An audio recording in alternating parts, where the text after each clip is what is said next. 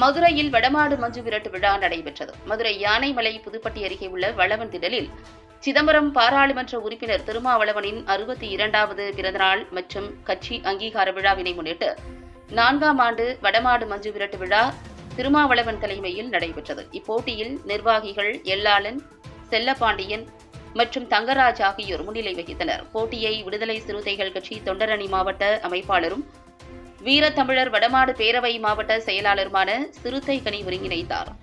தமிழ்நாடு ஜல்லிக்கட்டு பேரவையின் மாநில தலைவர் ராஜசேகரன், விடுதலை சிறுத்தைகள் கட்சி பிரமுகர்கள், பல்வேறு கட்சி அரசியல் பிரமுகர்கள், தமிழ்நாடு ஜல்லிக்கட்டு பேரவை நிர்வாகிகள், வீரத்தமிழர் வடமாடு பேரவை நிர்வாகிகள், புதுப்பட்டி கிராம பொதுமக்கள் மற்றும் இளைஞர்கள் உள்ளிட்ட ஏராளமானோர் கலந்து கொண்டனர்.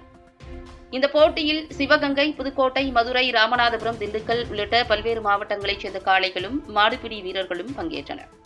போட்டிகளில் வெற்றி பெற்ற காளைகளின் உரிமையாளர்களுக்கும் மாடுபிடி வீரர்களுக்கும் விழாக்குழு சார்பில் பரிசுகள் வழங்கப்பட்டன. இதில் பங்கேற்ற சில வீரர்கள் காயமடைந்து சிகிச்சைக்கு பிறகு வீடு திரும்பினர்.